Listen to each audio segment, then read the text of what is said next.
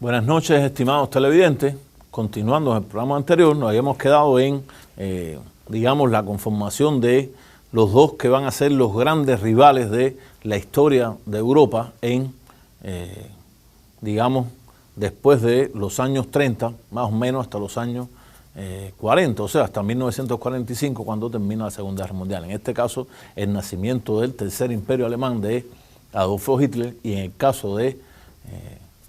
Rusia, el nacimiento de la Unión de Repúblicas Socialistas Soviéticas, que desde 1924 va a ser encabezado hasta su muerte en 1953 por Joseph Stalin. Hay dos grandes grupos de poder que de una u otra manera se repelen, digamos, desde el punto de vista ideológico, o supuestamente puramente ideológico. En este caso, el centro-occidente europeo, encabezado por Alemania, con ese naciente Tercer Imperio Alemán, defensores de una u otra manera del imperialismo, o capitalismo en su forma superior, en su forma monopolista, y por otra parte la Unión de Repúblicas Socialistas Soviéticas, que planteaban la extensión de las ideas o la doctrina del comunismo, la doctrina socialista o socialistas comunistas, por, digamos, todos los otros países del mundo. Lo cierto es que quedaron conformados dos grandes bloques de poder. En este caso, en el más occidente europeo, Francia e Inglaterra, esas dos grandes potencias vencedoras de la Primera Guerra Mundial, entraban de una u otra manera en una gran contradicción. ¿Una contradicción de qué tipo? Digamos, desde el punto de vista puramente político, Francia e Inglaterra, junto con los Estados Unidos, conformaban los que se pueden llamar las democracias liberales burguesas europeas. Eran sus principales ejemplos.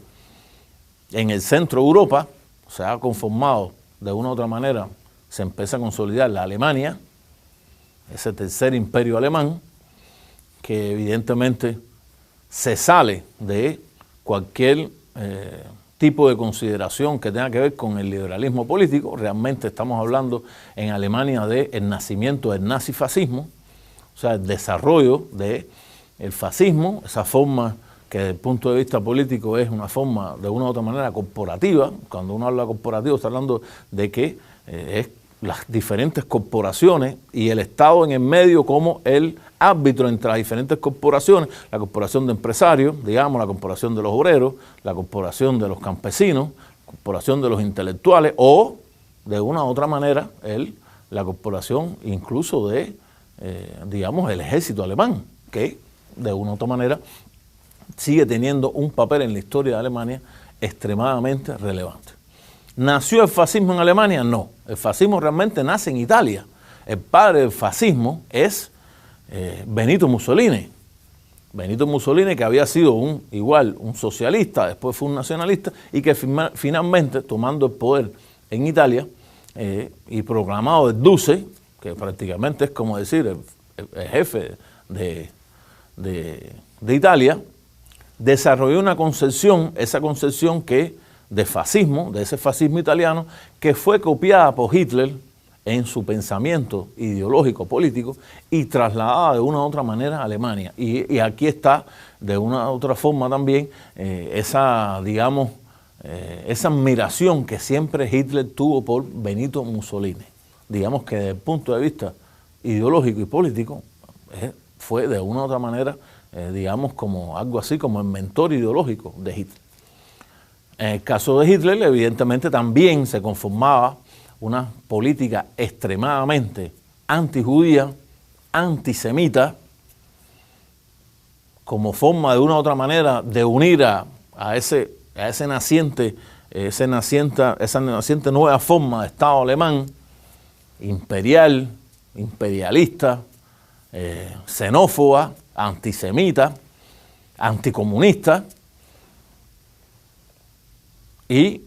desde el pensamiento hitleriano, si lo vemos desde su libro escrito, probablemente su único libro escrito, por lo menos el que se conoce hasta nuestros días, Mein Kampf o Mi Lucha, donde Hitler decía que, o planteaba esa idea de que el judeo-comunismo, o sea, unía a los judíos con los comunistas, eran los que eran uno de los principales males o el principal mal de la Alemania hasta ese momento y tenía que ser erradicado totalmente de el suelo alemán. Por lo tanto, Inglaterra y Francia, dos grandes potencias capitalistas, en el caso europeo, está en el centro la Alemania, esa naciente Alemania, que no tiene nada que ver con el liberalismo, tiene que ver realmente con posiciones de poder prácticamente dictatoriales, imperiales, en la figura de Hitler, y por otro lado, en la historia de Europa, tenemos a la naciente Unión de Repúblicas Socialistas Soviéticas, que emprendió un larguísimo programa de industrialización, prácticamente un país que había quedado devastado de 1923, de ese año en que nace la Unión de Repúblicas Socialistas Soviéticas hasta que se inicia, digamos, la Segunda Guerra Mundial en 1939, creó una grandísima industria, grandes producciones de acero, grandes producciones de aluminio e incluso la Unión Soviética llegó a superar en la producción de acero a los países europeos, solamente comparada su producción con la producción de acero alemana, muy superior a Francia e Inglaterra, incluso a Francia e Inglaterra juntas, y también muy cercana a su producción de acero a lo que se producía de acero en los Estados Unidos. O sea, desde el punto de vista político, se consolidó el poder de Stalin y con eso habría que empezar a hablar entonces del estalinismo que desde el punto de vista, digamos, ideológico, es mi consideración que se empezó a alejar realmente de las ideas originales del marxismo, esas ideas que había defendido Lenin, que había defendido Trotsky, que había defendido Bukharin, Kanam y todos esos grandes pensadores del socialismo ruso del siglo XX. Stalin crea una ideología donde se crea un gran aparato burocrático, un gran aparato también represivo, en esa KGB que, dirigida por un personaje tenebroso en la historia de Rusia como fue Vladimir Beria, también de origen georgiano, igual que Stalin, y que prácticamente lanzó en todo el territorio de la Unión Soviética una cacería de brujas contra todos los que se opusieran al pensamiento de Stalin y que trajo consigo que, por ejemplo, en el ejército rojo, de los 4 mariscales que habían terminado la guerra civil, 3 fueran ejecutados, de todos los generales, casi la mitad de los generales o fueron ejecutados o mandados a campos de concentración, los oficiales rusos igual, prácticamente 1/3 de los oficiales rusos fueron purgados o fusilados o mandados también a campos de concentración, lo que trajo consigo prácticamente el descabezamiento de una u otra manera de cualquier tipo de oposición a Stalin. Stalin se convirtió, en el caso de la Unión Soviética, en una figura que era como si fuera un mesías. O sea, lo que decía Stalin era la verdad y la verdad, como prácticamente una verdad absoluta, no era discutida y cualquier tipo de oposición terminaba siendo reprimida. O sea, desde ese punto de vista político, evidentemente Stalin y Hitler tienen parecidos que son bastante semejantes. En la historia de la Unión Soviética todavía se discute cuántas personas fueron reprimidas, cuántas personas fueron muertas. Evidentemente estamos hablando de cifras que sobrepasan más de 1 millón de personas. Se ha llegado incluso a especular que si 30 millones, yo creería que realmente es una cifra demasiado grande para ser cierta, pero lo cierto es que yo creería que fueron purgados de una u otra manera entre 1 millón y 5 millones de personas en la Unión Soviética, de todos los que se opusieron o que supuestamente se podían oponer a la figura de Stalin. Y Stalin llegó a consolidar ese poder, sobre todo a partir de 1934, en el Congreso del Partido Comunista de la Unión Soviética de 1934, hay historiadores que plantean que se consuma el golpe contrarrevolucionario de Stalin y a partir de ese momento el estalinismo queda consolidado en la Unión Soviética como, desde el punto de vista político, como el principal motor de dirección de ese país, incluso pasando toda la Segunda Guerra Mundial hasta la muerte de Stalin en 1953. Pasamos otra vez a Alemania. Esa Alemania en el centro empezó a fortalecerse desde el punto de vista militar, empezó a reconformar su ejército, a reconformar su marina, las nuevas formas de combate, empezó a desarrollar grandes fabricaciones, hizo grandes fabricaciones de tanques, de los tanques alemanes, de aviación, de la aviación alemana también, empezó a desarrollarse de una manera realmente brutal, rompiendo el acuerdo de Versalles, y al romper ese acuerdo de Versalles, Alemania empezar a producir militarmente Francia e Inglaterra, que debían haberse opuesto desde ese momento a esos pasos que estaba dando Alemania, hicieron lo contrario. O sea, dejaron que que Alemania desarrollara una vez más su industria militar. Y uno tendría que pensar, bueno, ¿y qué ocurre? ¿Qué pasaba si Francia e Inglaterra están dejando que Alemania se fortalezca? Esto traerá consigo después que Alemania incluso llegue a superarlo. Los historiadores, o muchos historiadores, consideran que en ese momento Francia y Alemania, que estaban viendo a la Unión Soviética como su principal rival sobre todo ideológico, consideraron que Hitler podría ser su arma principal en la conquista y destrucción de la Unión Soviética, o sea, pensando en que la guerra de Hitler sería contra la Unión Soviética y no contra ellos. Y a partir de esto, Francia e Inglaterra aplicaron políticas que prácticamente estimularon el propio armamentismo de Alemania y el propio armamentismo hitleriano, y incluso estimularon la anexión por parte de Alemania poco a poco de diferentes territorios de la Europa central y de la Europa oriental, empezando por Austria. Austria, como les digo, son también alemanes, hablan el mismo idioma alemán. Se produjo en 1938 el llamado Anschluss, o sea, la anexión de Alemania de Austria, anexaron y se unió Austria a Alemania. No pasó nada, Europa Occidental, Francia e Inglaterra no hicieron nada, y a partir de ese momento, evidentemente engrandecidos, vamos a ver en la próxima parte todas las políticas de Alemania hacia, primero, el este europeo.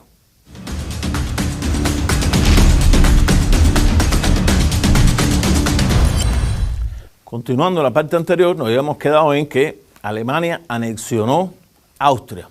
Después de esta anexión, Alemania puso sus ojos en otro país, Checoslovaquia, otro país que había nacido o era un producto de esos acuerdos de Versalles de 1918. Y los Sudetes, así como se llama, no Sudetes, donde es la parte fronteriza con Alemania y con una mayoría de población, o una parte importante, no mayoría, perdón, una parte importante de población alemana, Alemania se le empezó a reclamar a Checoslovaquia, a que ese territorio tenía que ser entregado a Alemania. Francia e Inglaterra, que debían haber apoyado a Checoslovaquia, que era su aliado, e incluso en el momento que la Unión Soviética le dijo a Checoslovaquia que apoyaba a Checoslovaquia si Alemania intentaba ocupar algún territorio que fuera de Checoslovaquia, pero el gobierno checo de Beneš, no aceptó una alianza con el país comunista y aceptó sentarse en la conferencia de Múnich, una conferencia donde participaron el primer ministro de Inglaterra, o sea, de Gran Bretaña, y el presidente francés, junto con Hitler y junto con la delegación checoslovaquia. ¿Qué pasó en esto? En esa reunión prácticamente Inglaterra y Francia le entregaron a Hitler en bandeja de plata toda la parte de los Sudetes, esa la parte que realmente era la parte más militarizada de Checoslovaquia, entre un enfrentamiento con Alemania. Se lo entregaron y dejaron prácticamente a Checoslovaquia desprotegida, tan desprotegida que realmente después de esa entrega, donde Alemania se vio totalmente beneficiada a cambio de nada, ya Alemania ocupó completamente el territorio de Checoslovaquia. Si se ven en mapa en ese momento, solamente quedaba un país en el medio entre la frontera alemana y la frontera de la Unión Soviética. Y en este caso el país era Polonia. Polonia, aliado igual de Francia y de Inglaterra, que de una u otra manera había jugado el papel o una carta fundamental en lo que Alemania, Inglaterra y Francia habían considerado la contención del comunismo, ese comunismo que llegó hasta 1923 a las puertas de Varsovia, y en ese momento Inglaterra y Francia le prometieron a Polonia que harían cualquier cosa para defender a Polonia. Fíjense que realmente algo realmente raro, porque está Polonia en el medio, y si Inglaterra y Francia quieren que la Alemania llegue a llegar a la Unión Soviética, Polonia tenía que ser barrida. O sea, uno diría, bueno, esto no puede ocurrir. No podría ocurrir porque Polonia estaba en el medio. La Unión Soviética, en ese momento, Stalin, considerando que la posibilidad de un enfrentamiento con Alemania a partir de la política que estaba teniendo Inglaterra y Francia cada vez era más cercano, ¿qué hizo la Unión Soviética? Mandó emisarios a Alemania y de manera sorpresiva, en 1938, se firma el tratado Ribbentrop-Molotov, Ribbentrop, ministro de Relaciones Exteriores de Alemania, y Molotov,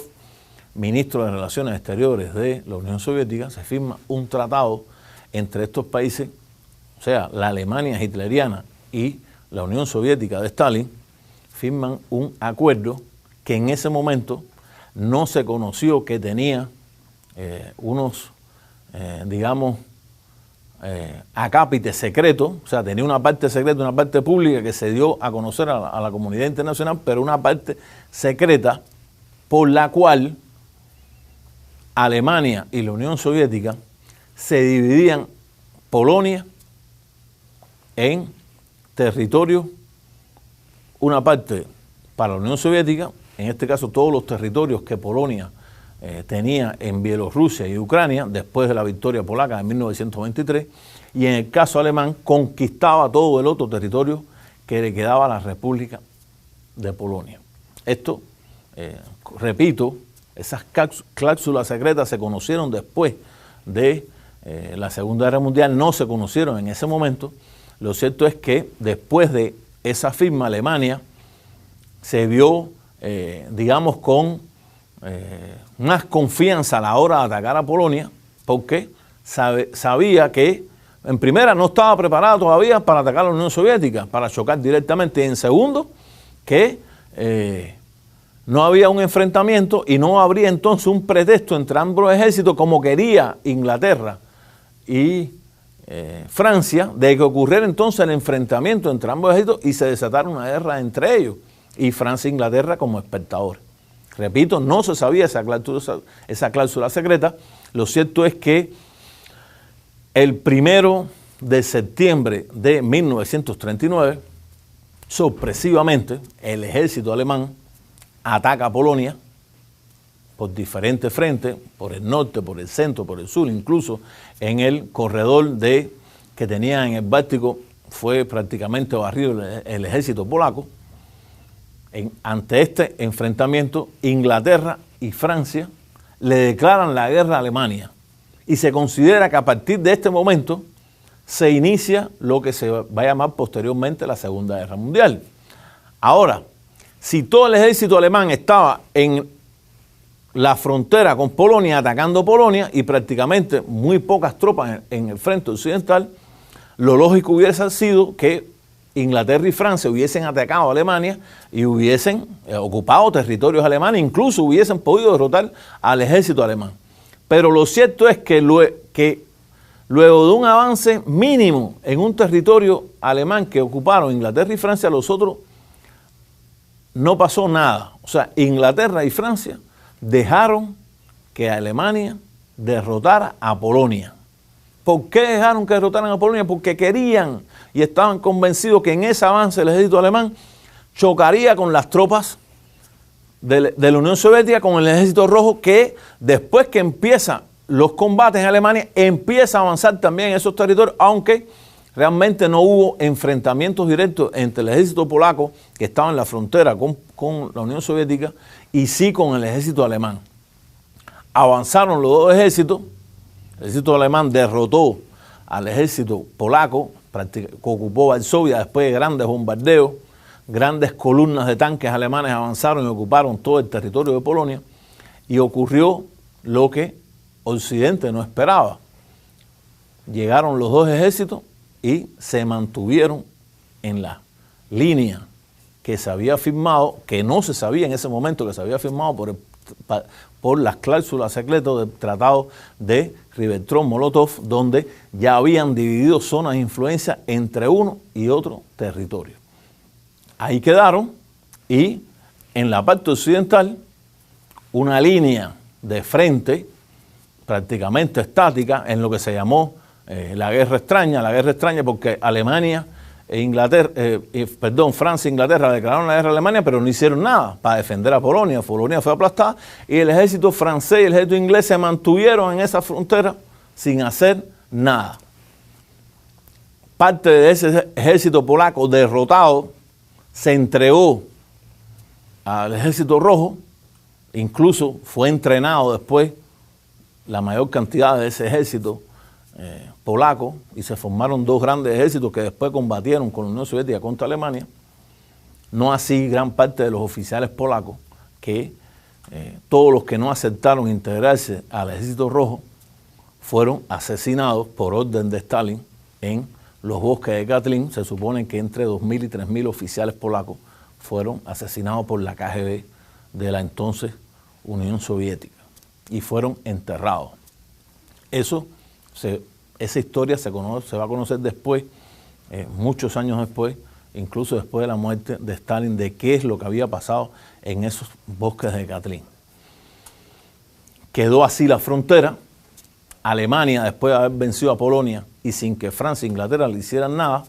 en 1940, ese mismo ejército alemán que había firmado un tratado de no agresión con la Unión Soviética fue retirado de toda la frontera con la Unión Soviética, se concentró en el occidente, ataca a Francia, no lo ataca a Francia por la línea Maginot. La línea Maginot era una línea prácticamente fortificada de los franceses, donde prácticamente los alemanes no podían pasar, sino que atacan por Bélgica y por Holanda, países, y Luxemburgo, países que se habían declarado neutrales, pero por ahí entraron las columnas de los tanques alemanes, dividieron al ejército francés, al ejército inglés, cercaron al ejército inglés en el Duquesne o en el Duquesne, fueron cercados. Los ingleses prácticamente desarmados tuvieron que huir en una retirada por mar hacia Inglaterra, dejando todo su armamento. O sea, tuvieron que huir, porque esa es la verdad de la historia. Y el ejército francés, aún lanzando grandes contraataques con esas grandes masas que tenía de ejército, no pudo contrarrestar el empuje del ejército alemán. Y en ese propio año, 1940, después de prácticamente 3 meses de combate, el ejército francés, totalmente derrotado, se rindió, y en los mismos bosques de Versalles, donde se había firmado la paz de la Primera Guerra Mundial en 1918, Francia reconoció la derrota ante el ejército alemán y Francia fue ocupada casi totalmente por Alemania, menos un territorio que se le dejó en Vichy, con la capital de Vichy, en un balneario en la costa sur de Francia, donde el mariscal Pétain, que había firmado esa derrota por Francia, supuestamente quedaba como el títere de los alemanes, y incluso fue considerado a partir de ese momento como un gran traidor de Francia. Pétain, que es uno de los vencedores de la Primera Guerra Mundial, O sea, al firmar esta paz con Hitler, incluso traicionó de una u otra manera el honor de Francia, que en ese momento de la historia fue reivindicado por un general que, estando en los territorios de África, proclamó el nacimiento de la Francia libre y el reconocimiento de que Francia seguiría luchando contra Alemania, que es en la historia también de Francia, en la historia de Europa Occidental, la figura de Charles de Gaulle, el general Charles de Gaulle, que después incluso va a tener varios periodos como presidente de Francia. Hasta aquí este programa, continuamos en el próximo. Muchas gracias.